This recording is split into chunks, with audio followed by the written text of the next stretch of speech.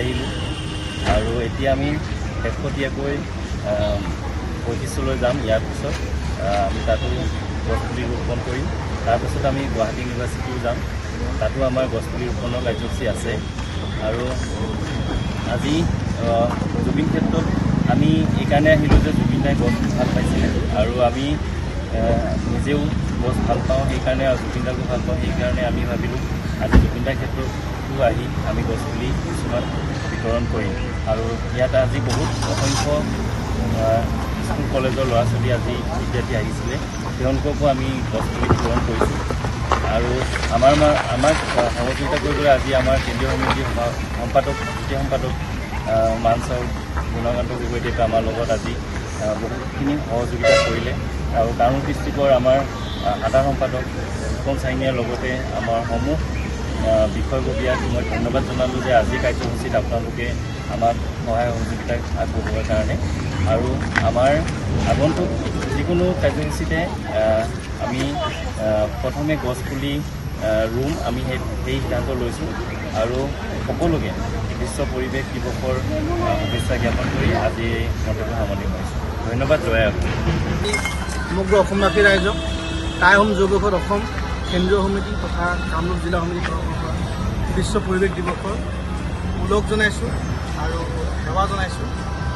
লগতে সমগ্ৰ অসমবাসী ৰাইজক বিশ্ব পৰিৱেশ দিৱসৰ আন্তৰিক শুভেচ্ছা জ্ঞাপন কৰিছোঁ। লগতে বিশেষকৈ আমি গুৱাহাটী মুখাৰ্জী তাৰপৰা কামৰূপ জিলা সমিতিৰ বিষয়ভাৱে আগলোঁ। কামৰূপ জিলা সমিতিৰ কাৰ্যকৰী সমিতি জিতু গগৈ নেতৃত্বত গুৱাহাটীত কাৰ্যসূচী লোৱা হৈছে। আজি গুৱাহাটীৰ বিভিন্ন প্ৰান্ত, বিশেষকৈ আমাৰ দিছপুৰ, জয়ানগৰ সেই ঠাইত গছপুলি পুৱাই ৰোপণ কৰা হয়। তাৰপিছত আমি গুৱাহাটীৰ যি আমাৰ প্ৰাণৰ শিল্পী জুবিন দা, সেই জুবিন ক্ষেত্ৰ যি আছে, সেই জুবিন ক্ষেত্ৰত আজি আহি টাইপাৰ বিষয়ববীয়াসকল আহি আমি আজি গছপুলি বিতৰণ কৰোঁ। আৰু আমি এটাই কথা আমি আজি বিশ্ব পৰিৱেশ দিৱসৰ দিনটোত আমি এটাই অনুভৱ বিচাৰিছোঁ যে আমি গছ বচাব লাগিব। আৰু গছ থাকিলে মানুহ জীয়াই থাকিব পাৰিব, জীৱ জন্তু জীয়াই থাকিব পাৰিব। সেইবাবে প্ৰকৃতি জীয়াই ৰখা আমাৰ প্ৰতিজনৰ দায়িত্ব।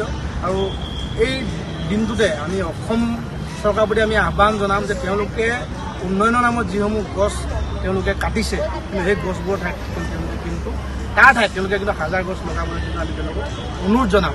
আৰু তেওঁলোকক এটা কথা যে আমি দেখা পাইছোঁ দীপৰ বিলত বহুত গছ কটা হৈছে, সেই গছসমূহ যাতে তেওঁলোকে পুনৰ ৰোপণ কৰে তাৰ বাবে কিন্তু আমি আজি এই বিশ্ব পৰিৱেশৰ দিনটোতে আমি কিন্তু দাবী জনাইছোঁ।